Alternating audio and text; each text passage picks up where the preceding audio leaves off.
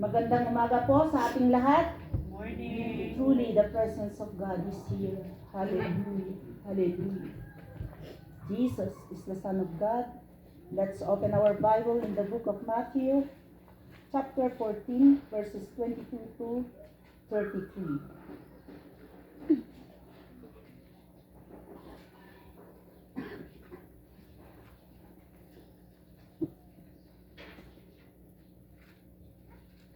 When Jesus walked on the water, nagpintas ko madaytoy, nadadagitoy ug-ubing. Madaytoy nga inaramid na po Diyos para kadagitoy ubing. Hallelujah. Immediately Jesus made the disciples get into the boat and go ahead of him to the other side, while he dismissed the crowd. After he had dismissed them, he went up on the mountainside by himself to pray. When evening came, he was there alone, but the boat was already a considerable distance from land, buffeted by the waves because the wind was against it. During the fourth watch of the night, Jesus went out to them, walking on the lake. Jesus is walking on the lake. When the disciples saw him walking on the lake, they were terrified. It's a ghost, sabi nila, and cried out in fear. But Jesus immediately said to them, "Take courage. It is I. Don't be afraid." "Lord, if it is you," Peter replied, "tell me to come to you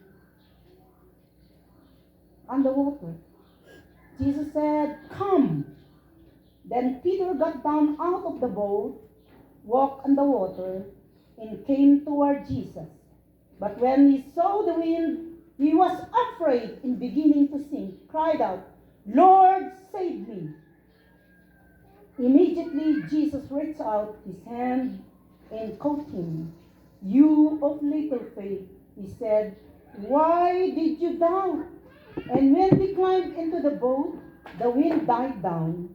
Then those who were in the boat worshipped him, saying, "Truly you are the Son of God." Hallelujah. Yes, Lord. Hallelujah, Lord. Lord, nararamdaman namin, Panginoon, ang iyong presensya sa araw na ito, Panginoon. The same message when we worship you, Father God. The same message that we will hear today, Father God. And we praise you, we glorify your name. You deserve, O Lord God, all praises in adoration, Father God. Hallelujah. Sa oras na ito, Panginoon, papakinggan namin ang iyong mga salita, Panginoon. Mga kagilagilalas na ginawa mo noon nandito ka sa lupa, Panginoon, O God. Lord, ipinakita mo na ikaw ay anak ng Diyos, Father God. Lord, ang lahat, O God, Lord, ng mga salita mong ito, Panginoon, ay magiging rema sa aming mga buhay, Father God. It will manifest in our whole being, Father God.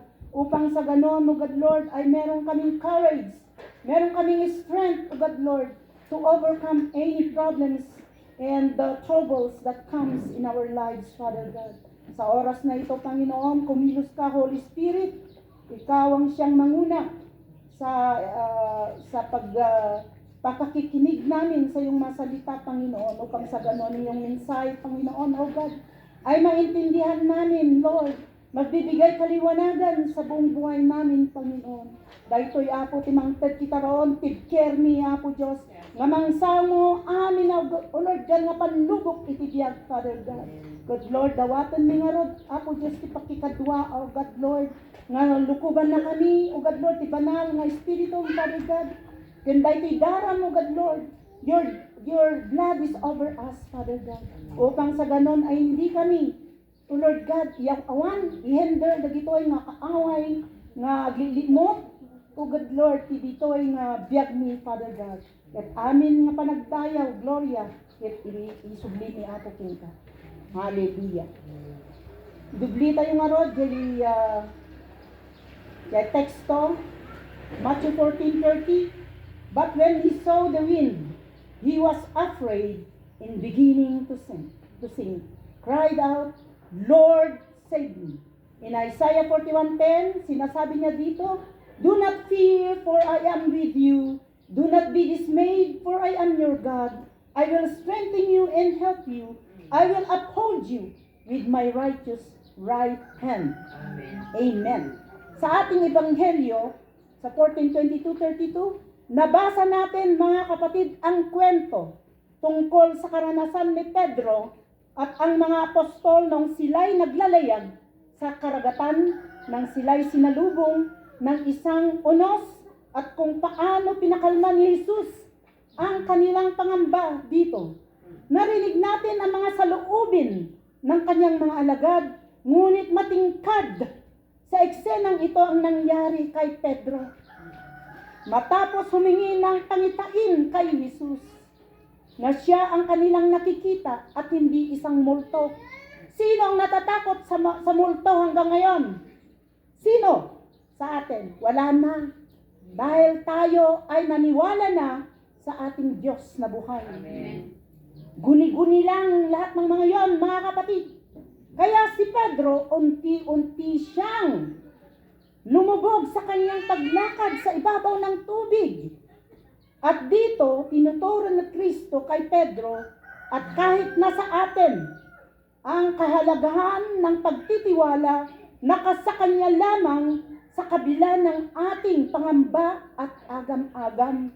Hallelujah! Amen. Nasa salamin sa karanasan ni Pedro ang mga bagay na tulad din sa ating buhay na nararanasan natin sa araw-araw, mga kapatid. Amen. Hallelujah! May mga bagay na nagdudulot ng mga takot at pangamba na bigla na lang nangyayari o may mga bagay na hindi natin inaasahan. Ang mga karanasan natin na ang Diyos ay dinadamayan tayo sa ating mga suliranin. Hallelujah! At ang Diyos ay hindi niya tayo binibitawan sa mga nangyayari na nagdudulot ng paglubog, mga gabundok na problema sa ating buhay. And the title of our message for today is How God Upholds Our Burdens. Hallelujah! Burdens. He will uphold, meaning to say God actively support us through difficult times, essentially taking on the weight of our burdens sa kinadagsan. Kidagitoy nga dadagsan nga problema nga imay itibiyag tayo. Ket i-provide na daytoy nga strength to endure them. So we don't have to carry them alone. Kadwa tayo na po Diyos. Nga mangbakbaklay ti amin nga dadagsan tayo. God's power sustain us during challenging situation. Pero, adati bagay nga aramiden tayo. How? Kano aramiden tayo datoy, God will uphold our burdens. Number one, we should acknowledge the sovereignty of Jesus, or we should acknowledge His power and authority. God can do what man cannot do. In Luke 18:27, sinasabi niya, mga kapatid, and He said the things we are impossible with man are possible with God. Matthew 14:25-26, sinasabi niya rito, mga kapatid, during the fourth watch of the night, agkwa dito yan, parbahangon daytoy. Jesus went out to them walking on the lake. Kitaan nyo. Diya inaramid na po Diyos, bago na nga aramidon daytoy nga magna, itirabaw ti danom, pinakan na, dagjay 5,000 nga tattao, ijay asidad ti bantay. 5 nga loaf bread, kan 2 nga fish. Napakan na amin daytoy 5,000 nga tattao, ket addapay natidda, ket binunbunag da daytoy 5 nga basket, kakabsat dagitoy nga tinapay. Kunada, dagitoy nga disipulo, pugot, isuna. Agguni-guni, dagitoy nga apostles, nga apay makapagna. Nuni apo Diyos daytoy apay magmagna iti rabaw ti daga. Kiti pagarup da iso nakatpugot. Multo. It's a ghost, they said, and cried out in fear. Kita niyo man, dagitoy nga guni-guni, mangted iti, takot takrot. At ang isang balay, rinabii, nga dagkal kalampag, tirabaw ti bubungan da, ti pagarup da aswang, nagayab da pa iti TV broadcasting, nga iso ti ng wanawan da ito. Gayam puspos ang dadakyer.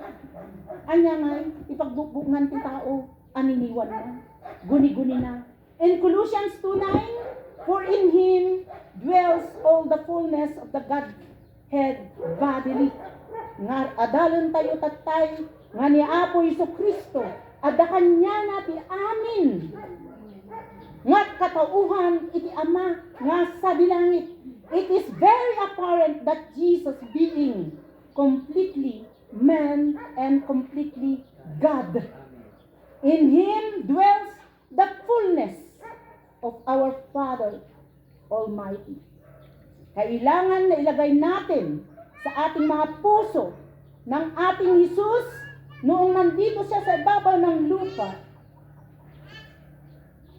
Siya ang nagkatawang tao, mga kapatid. Hinubaran niya ang kanyang pagka-Diyos upang ipakita sa mga tao na merong Ama, merong Diyos na dapat sambahin, mga kapatid.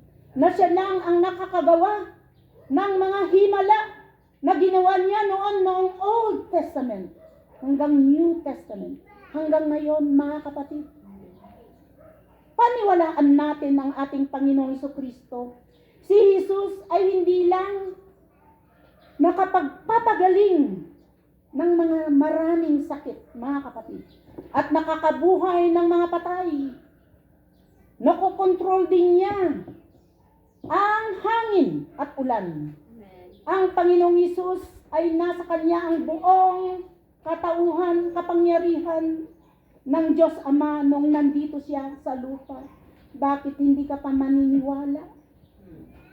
Sa ilang taon nilang kasamang ating Panginoong Jesucristo, 3 years, na nakasama niya ang mga apostle, ang mga disciples na ito, still, meron silang agam-agam at little faith na sinabi ng ating Panginoon. This was the narrative, mga kapatid, matapos manalangin sa bundok. Tumingin si Jesus sa lawa ng Galilea at nakita niya ang bagyo na paparating. Tignan ninyo, bago pa tayo magkaroon ng bagyo sa ating mga buhay, nakikita na ng Diyos. Mararanasan mo ito, anak, na problema, kaya maghanda ka. Nung nasa bangka ang mga apostol, ay hirap na hirap silang magsagwan. Amuyo diya sagwan? Agkaod. Marigatan da. Ta, dijay agos iti danom. Madida nga kaya kakabsat. Kaya bumaba si Jesus at naglakad sa tubig papunta sa bangka. Dito natin matutunghayan na nagagawa niya lahat ng kamangha-mangha dahil siya ay Diyos. Amen po ba? Amen. Dahil akala nila multo, yung nakikita nilang naglalakad sa ibabaw ng tubig. Hallelujah. Sinabi nilang multo ang ating Panginoong Jesucristo. Nang makita ng mga apostol sa ibabaw ng tubig, ay natakot sila, mga kapatid. Ako, sabi niya, ako ito, huwag kayong matakot. Anong sabi niya noong Old Testament? Here, He is the great I am. Hallelujah. At the Old Testament, at sinasabi rin niya dito sa New Testament, He is still the I am. Hallelujah. Siya ang Diyos na nakakagawa ng mga imposible. Still, mababasa natin dito, mga kapatid. ang ating Diyos na marami siyang ginawa, mga kapatid, na hindi paniwala, pero ang tao, mga kapatid, hindi pa rin sila maniniwala. Yung iba, dahil ang kanilang prinsipyo sa kanilang mga buhay, to see is to believe. Amen po ba? Yung mga iba. Pero tayo, na nakakilala sa ating Panginoon, naramdaman natin, dahil sa ating paniniwala, kumilos ang ating pananalig. Kaya tayo naniwala na merong Diyos at meron tayong Jesucristo na siyang magsisave, magliligtas sa atin. Hallelujah. Sabi ni Jesus, halika, come. The invitation is there, mga kapatid. Kaya sa gitna ng bagyo, bumaba si Pedro sa bangka at naglakad sa ibabaw ng tubig papunta sa ating Panginoon. Si Pedro ay trinayed niya, sinubukan niya ang ating Diyos. Dahil punong-puno siya ng pananalig si Pedro, yung faith niya, nilukuban siya ng malaki at malawak na pananalig, mga kapatid. Kung kaya't nasubukan din siyang lumakad sa ibabaw ng tubig. Ang ibig niyang sabihin, mga kapatid, kung merong parating na mga problema sa ating mga buhay, i-focus natin. I-focus natin ang ating pananalig doon lang sa ating Panginoong Hesus. Sa oras na yon, mga kapatid, malakas, matindi ang paniniwala ni Pedro. Ngunit, mga kapatid, napatingin si Pedro sa mga rumaragasang tubig at malakas na hangin. Nilukuban siya ng takot. Yung pananalig niya ay lumulubog na rin, mga kapatid. Nawawala. At sa oras na yon, mga kapatid, fear overtakes Pedro. Naramdaman niyang lumulubog. Lumulubog at lumulubog. Makikita natin dito, mga kapatid, that if we focus our faith to our Lord, not to your own understanding, knowledge, and wisdom, but to Him alone, you can do it. You can do it to overcome and carry your burdens, mga kapatid. But if your pride overtakes you, kaya ko ito. Mayaman ako, marami akong pera, meron akong power. Sa pogi kong ito, sa ganda kong ito, masusolve ko ang aking mga problema. Matalino ako. Malakas ako. Kung ganito ang umiiraw sa atin, mga kapatid, mawawala na yung focus natin sa ating Diyos. What will happen? Disgrasya, mga kapatid, gaya ng nangyari kay Pedro. Hindi lang sa Matthew 14:22-33 na may kapangyarihan si Jesus na ikontrol ang mga bagyo. Ang lagay ng panahon. Makikita pa rin natin dito sa Mark 4:39. Minsan habang naglalayag si Jesus at ang kanyang mga apostol papunta sa kabilang ibayo dahil ang sasakyan lang nila noon ay jay kabayo, kaslang jay kabayo ni Abbot na ambit. Kan bilbilog, kakabsat. Tapno makadpen ka ti sa baling nga lugar, awampay ti bus, minibus, lagbas, awampay. Di jay nga panawin kakabsat, maturog ni Apo Jesucristo ijay likudan iti bangka. Ngunit biglang hinahampas sila ng malalaking alon at malalakas na hangin. At alam niyo ba, yung tubig ay pumasok na sa bangka. Nagtakot ngayon ang mga apostol at ginising nila ang ating Panginoon Jesus at sumisigaw, Guro! Matay tayon! Tulong! Kunada. Kitain niyo. Ti kabailan ti apo tayo nga sa dilangit kan kabailan ti tao. Bumangon si Jesus at sinabi niya sa lawak. Imbaga na ijay danom. Bejay beach. Jabaybay. Hanga japul. Tumahimik ka, kunana. Biglang tumahimik ang hangin at ang lawa. Kaya't maraming natutunan ang mga apostol dito, mga kapatid, na kahit hangin at ang lawa ay sumusunod sa ating Panginoong Hesukristo. Amen po ba? Romans 10:9-10. Di may isang tao magpaktakumbaba. If we confess with your mouth, with our mouth, and believe in our heart that God raised him from the dead, you shall be saved. Sino bigay? Ni Apo tayo nga Hesukristo. At walang imposible sa Kanya, mga kapatid. Yung may batong puso ay palalambutin niya. Dagay kan na yun nga malublubog. Iti espiritu ti arak. Tumamam muna ni Apo Diyos. Daytoy kat malublubog ti espiritu ti Apo tayo nga Hesukristo. Amen po ba? Amen. Ipatan tayo ni Apo Diyos. Hallelujah. Remember this, mga kapatid, in Luke 18:27-28, ibagbaga na.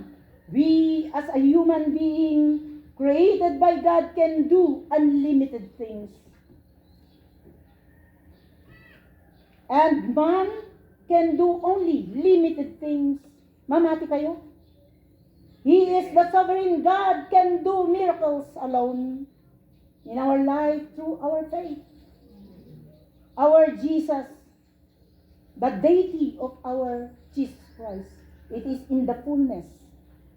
In the fullness of God is with Him.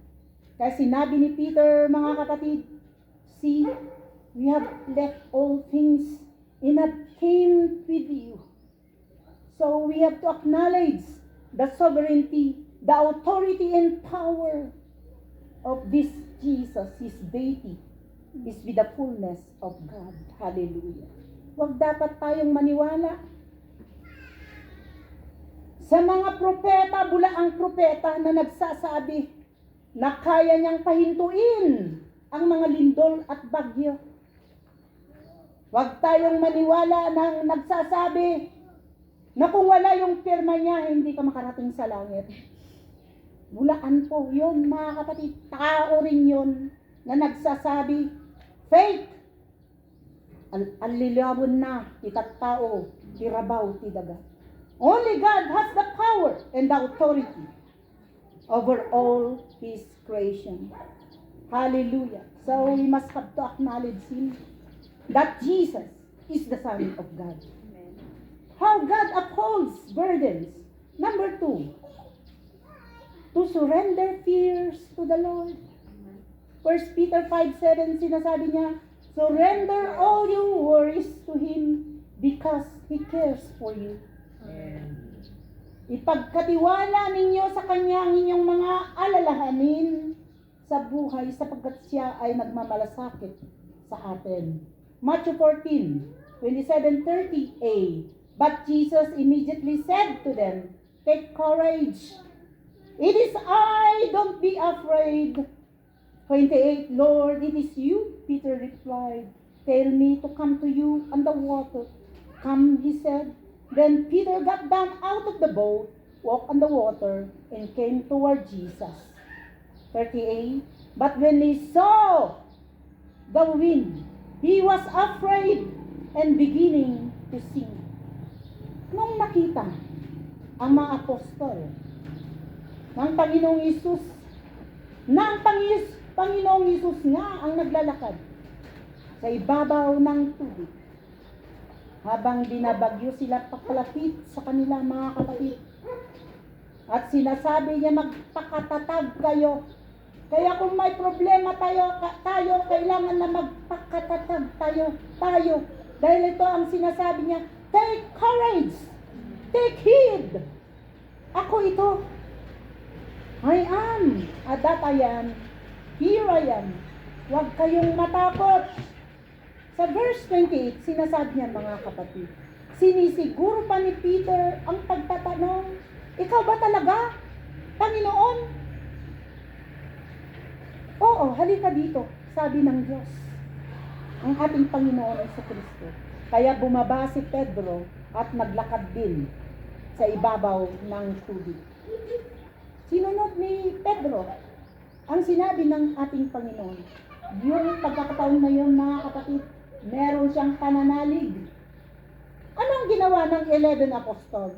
Nandun lang sila, natatakot at may agam-agam na siya ba talaga si Jesus? Kaya at least si Peter, mga kapatid, kahit meron siyang little faith, nakapokus pa rin sa ating Panginoon. I doubt na ang mga 11 apostles na ito, mga kapatid, ay hindi nila kaya yung ginawa ni Pedro. Kung kaya't mga kapatid, gayahin natin si Pedro. Dahil palalawakin ng ating Panginoon yung little faith na nandito sa atin, sa kanyang mga ginagawa sa ating mga buhay, mga kapatid. At doon natin matatanto ng Diyos ay dinadamayan tayo. Hallelujah! Ang tanong, mga kapatid, sa kanyang paglubog na kagaya ni Pedro, nalulubog na ba tayo sa takot? Maraming takot sa ating mga buhay. Lubog na ba tayo sa utang dahil may scam tayo, mga kapatid? Nalulubog na ba tayo sa kahihiyan? Sa mga nakaraan, sa mga ginawa natin na hindi dapat sana, nakarapat dapat na gawin natin bilang isang Kristiyano. Dahil napapahiya ang ating Panginoong Jesucristo sa ating buhay. Nalulubog na ba tayo sa kasalanan? Nalulubog na ba tayo sa laki at bigat ng problema na ating pinapasan sa araw-araw? Take heed, sabi ng Panginoon. Take courage. Huwag kang matakot. Huwag kang mawalan ng pag-asa. Here I am, sabi ng Diyos. Nalulubog na ba tayo, mga kapatid, sa mga agam-agam na dumating, mga problema na dumating sa ating mga buhay, mga unos, mga bagyo? Nasaan ang ating tiwala sa ating Diyos, sa ating Panginoon na nagsasabi, here I am, take courage. Huwag kayong matakot. Hallelujah. Hallelujah. Kaya dapat, mga kapatid, ang bangka natin ay dapat nakaangkla. O may angkor. Ang ibig sabihin ng angkla or angkor, mga kapatid, in Hebrews 6, verse 19, yung boat, mga kapatid, yung bangka, ay meron silang inilulubog na mabigat na bagay. Yun ang angkla, angkor. Upang sa ganon ay hindi sila maanod sa malakas na agos ng tubig. Naka-steady lang yon, mga kapatid. Kaya sinasabi rin ng ating Diyos, kalma ka lang. Steady ka lang dyan. Ang buhay natin, mga kapatid, dapat ay nakaangkla. Ang sinasabi niya rito, we must have a faith with a stable security in hope, a firm foundation. Kanino? Sa ating Panginoong Jesucristo. Dahil siya ang ating angkla, siya ang ating angkor na nagbibigay sa atin ng kalma pag dumating na ang bagyo, unos sa ating mga buhay. Sa mga pagkakataon na minsan, mga kapatid, nag-iisip tayo ng maraming bagay sa hinaharap, sa mga paano na may kasamang takot at pangamba. Narito, mga kapatid, paano tayo nakakasiguro na may bukas pa? Pero dahil sa pagtitiwala natin, pagkatapos ng gabi, sa ating pagtulog, ay sinisikatan pa rin tayo ng magandang araw, mga kapatid. Paano natin malalaman na hindi tayo magkakasakit? Walang sinyales sa araw-araw na pagkilos na akala natin tayo ay malakas pa. Malulusog ang mga pangangatawan, ngunit isang araw ay bigla na lang nahilo, humapsot itibagi. Yun na pala ang huling araw natin. Pero hindi ito ang wakas ng buhay, mga kapatid, kung tayo ay nakaangkla sa ating Panginoong Jesucristo. Amen po ba? Paano natin malalaman na makakarating tayo sa ating paruroonan nang walang nakakasalubong na sakuna? Sa mga maraming paano, mga kapatid, na nagdadala ng maraming pangamba at takot, pero sa maraming beses, nakita natin ang ating Panginoong Jesucristo na inaahon tayo. He is carrying our burdens, not only you, not only me. Pero dinadamayan niya tayo dahil He cares for me and you. Hallelujah. Amen. Hallelujah. Matthew 14:27, Jesus come with soothing words. Take courage, it is me. Jesus your Lord saying, don't be afraid. Surrender your fear and doubt or little faith to our Lord Jesus Christ. We should not doubt. He is not a ghost. Hindi siya guni-guni. Siya ang tunay na Diyos. Take your courage. Do not be afraid. We are in number 3 now, mga kapatid. How God upholds our burdens. Lean on God, He is near. Lean on God, for He is near. Psalms 34:18, the Lord is near to the brokenhearted and save the crushed in the spirit. Hallelujah. 38, sinasabi ni Pedro, mga kapatid, Peter cried out, Lord, save me. Tulungan mo ako, Panginoon. Malmusakon. Immediately, our Lord Jesus Christ reached out His hand and caught him. Pero anong sinabi niya? Binmasik mo't gaminan, jay paniniwalam kinya. Nag-doubt ka? So nga dapat, kantayo nga lukuban na tayo ti agam-agam. Dapat very firm, very stable. Napigsa di pamati tayo kinyan. Makikita natin dito dahil nabaling sa tingin niya sa malakas na hangin at alon, mga kapatid. Siya ay lumubog. Natatakot na baka madisgrasya siya at malulunod. Ang ibig sabihin nito, mga kapatid, ibinaling niya ang kanyang paningin. Maraming ibig sabihin nito, mga kapatid. Kung merong mga problema, handang na intuon kinapo Diyos, yapan mati na. Agpanpanunutin ti sa bali. Dagitay sa bali nga banag nga mang tulong. Kadagijay nga problema na. Yan noon, unaan tayo na po Diyos. Umasidod tayo kinya na, Lord, save me. Dahil ito problema, Apo Diyos, isangit mo kinya na. kuna na nga rod, Psalms 34:18, umasidog tayo kenyana. Nga jagin ko kunangon sincere heart, magpakumbaba tayo. Napadas mo ba, agsang-sangit isangwanan ni Apo.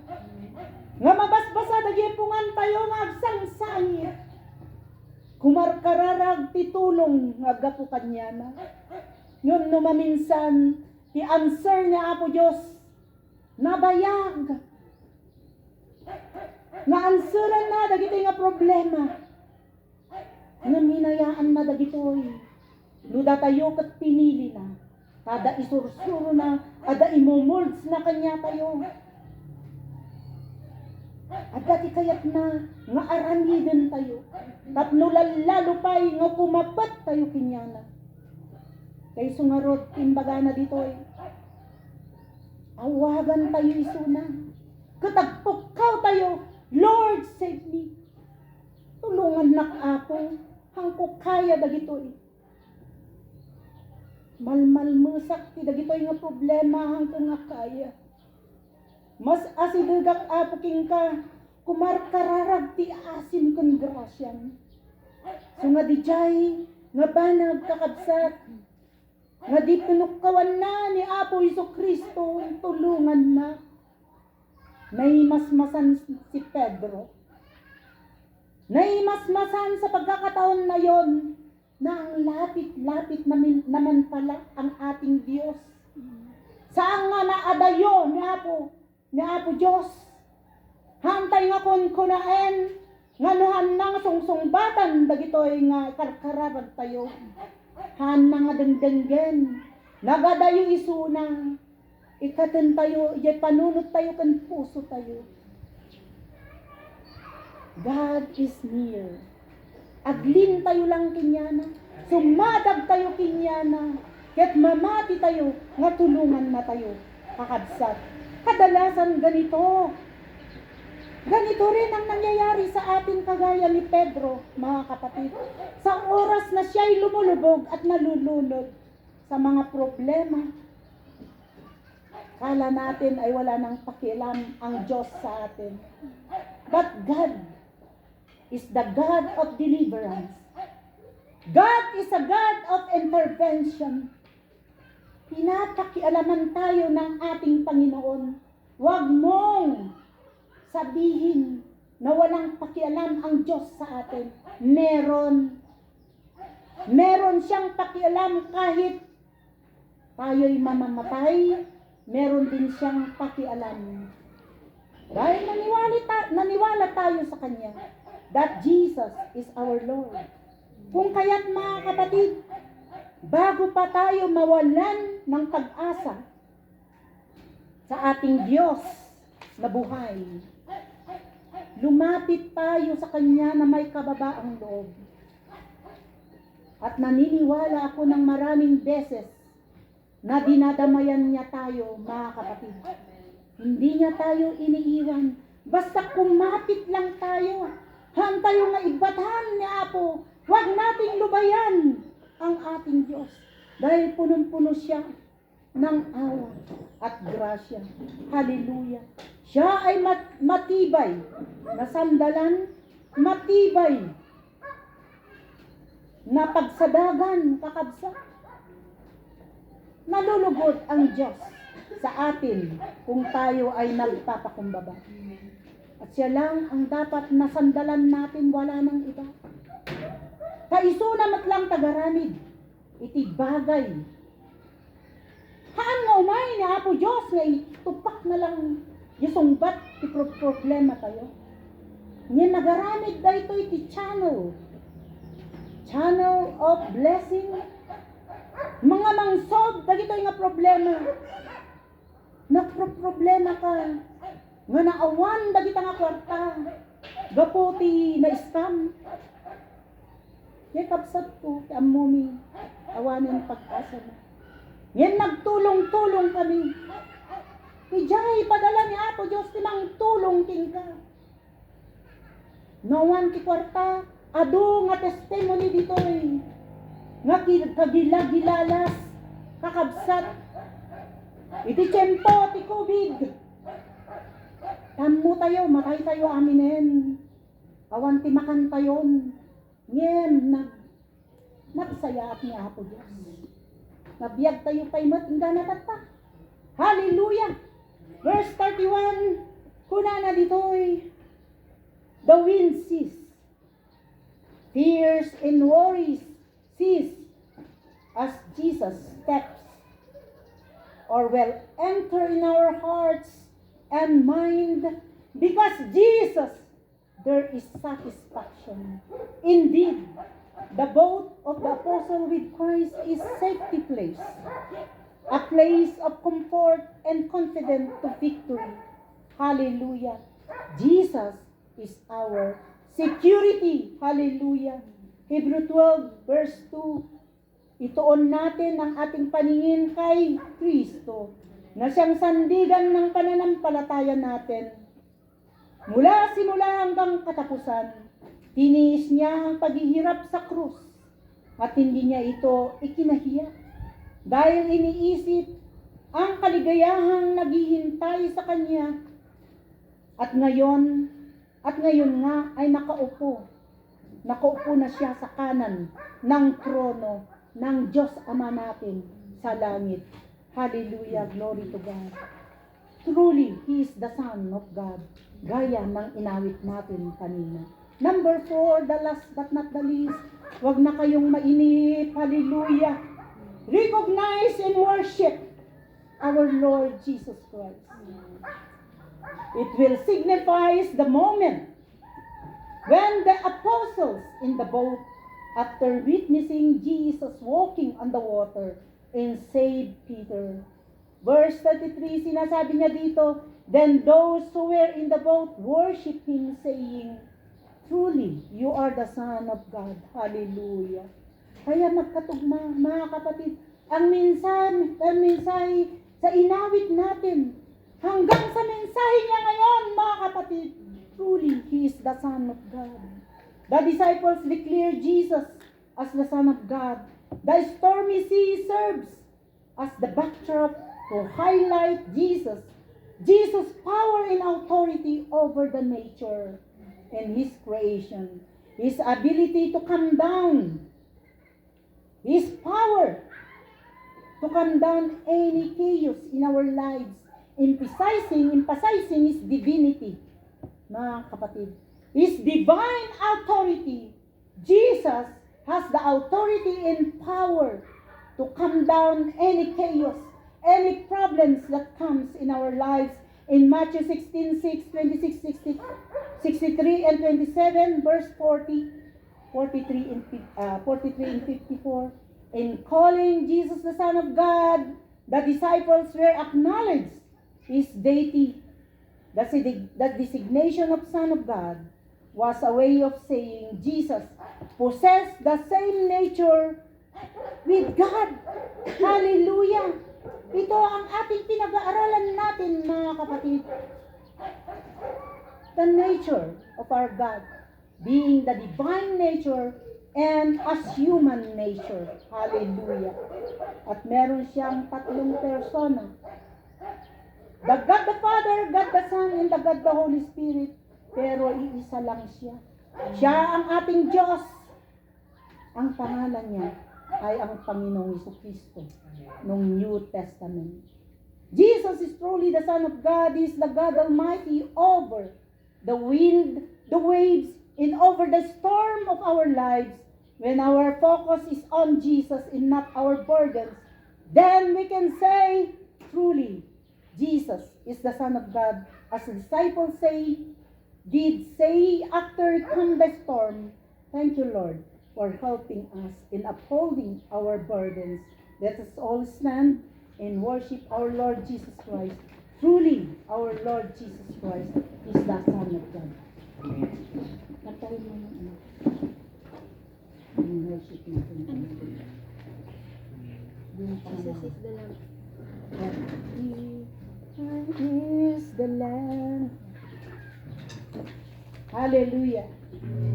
Katapos nating awitin, I will invite our pastora to give us some more message for us.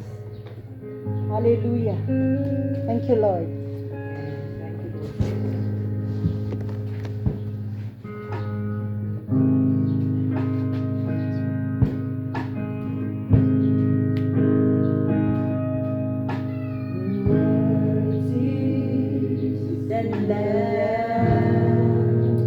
Yes, Lord.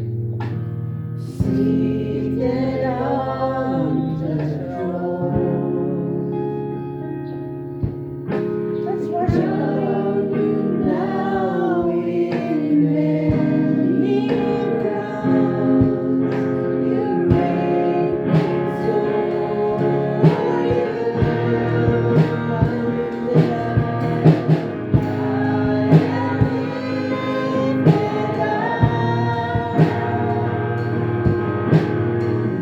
Jesus, Son of God, nothing of heaven,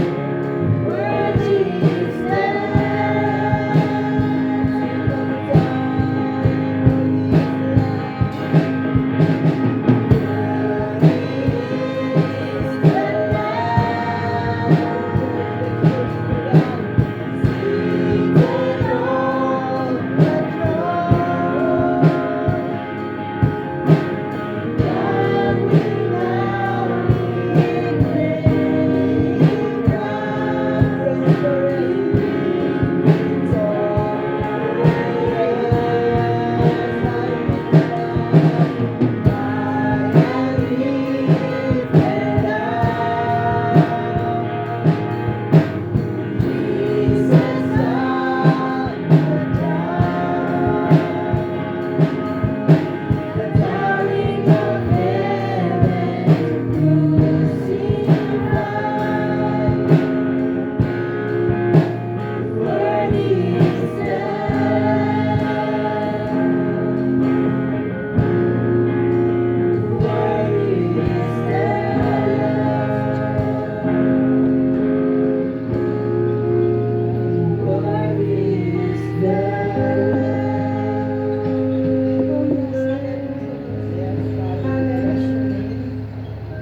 glorify your holy name. Yes, Lord.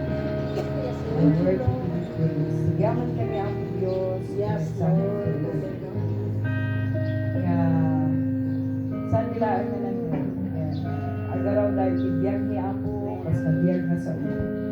Nagbalin Apo, nga rema, magrema ka lagi ni Puso. Tapos iso Apo Diyos, agbalin anak girl Apo, nga inspirasyon, nga tuloy nga sertifikat. Kapunta, iladawam ka na kami Kasano Apo Diyos, iti aramidan ni Mert nga kas nga lagi nagkakauna Apo nga nagipakita ka na nga nagtakder da iti panamati dakat Apo saan da nga nagano nga na Apo Diyos nga lipdeng nga itibiyag da kat ulang da iti rabaw nila Apo Diyos awan ti samahan nga kararang sa lugar may sa When, Lord. Hallelujah. Lubikat dagitoy Apo nagkakauna nga dagipon mo Apo nagkakauna nga nagsertifikat nagbalinda nga dakkel Apo nga influensya nga inspirasyon balagyan nga naman iti rabaw nila tapno ingganan tumet Apo ti panumpanan iti pinagtingat niya no dinluman Apo Diyos ti nakaiplanuan iti tiyan ada kami tumet Apo nga nakasagana agtaktak der Apo Diyos iti trono ti parabor mo Apo ingganan o may kamanga nakalakan masarakan kumangat sa tunggal may sa kadakami Apo nagitipan na matimigan ka Apo Diyos kas kini Pedro ken dagiti nagkakaunangan na danon masarakam ka di Apo nga si kakaput ken Apo si tutulog kami Apo Diyos kas kuna dagiti sa nga nagsuro kada kami direkto nga bigat Apo babalan ti panakikanda Espiritu Santo ngay so Apo Diyos dayta Apo hallelujah imangigiya iti biyak sa tunggal may sa kadakalan ganang maragpatan ni Apo naging planong itibiyag sa tunggal may sa kadakang militirabaw. Apo Diyos, bendisyon ang nga dagit sa unga ng lugar. Tapno Apo, sanda lang aglabas nga ungaong tibiyag ni Apo, nung takdan ka di Apo maramitan na itibiyag ni Apo Diyos. Yaman kami mo timan sa heram tiray Bendisyon ang tibiyag na. Aramatong pay ti adu nga das. Tapno apo mausar pay ti adu apo akarkarar. Ama kasapon di tirabaw. Agyaman kami apo panakalumpas apo day kaya servisyo. Manipon Sunday school, ika na apo itangat ang daway. Binaybayabayan na kami. Lagi yung pipi, lagi tubo, agtutubo mi apo Diyos. Ginagwaan na kami, kat apok kadwaan na kami pa, ika na apo Diyos di maupi. Apa nagdaydayong itinaydoy apo nga, aldaw apo Diyos. Ganan to apo, nga manihil kami apo, iti may isang servisyo, itinaydoy. Karuban ni apo Diyos nga dang, agsan sa noong apo Diyos, iti karimik na da, itinaydoy. Dalan na kami amin. Tapno mausal kay sa ong agbaling kami nga witness. Agbaling kami apo nga asin iti kami. Apo Dios, pulutan na kita amin agsarita iti daytoy apo nga kanito apo Dios iti mapan mi panakipag andingay apo iti daytoy nga. Dawat mi apo ray pay dagindoy at tutubo apo Dios usaram mi na apo nga baling nga blessing. Iti biyag na gitadungag tutubo nga babay ka iti kantan pa ako. Makikanta ka Espiritu ti Dios. Iti da ito si bubukir nga iglesia nga witness ko na madamdama iti da itahan. Kadwaan na kami apo Espiritu Santo. Tapno apo agbalin kami nga blessing iti da itahan. Thank you. We give you all the praise. Yaman kami kadagiti amin apo nga karkararwa nga nagdiknek iti da itahan. Bendisyonan na kami amin apo nga pada-pada. Anikulumbing nagtutubog na nataingan apo Dios. Agawid kami kadi apo nga nabindisyonan. Agawid kami apo nga napuno iti bendisyon nga na espiritual ti Diyan sa paggalmay sa kanan. Agyaman kami apo Dios. Lord. Hallelujah. Narik namin iti panakikandam pinagtatangaan mi iti daytoy nga kami.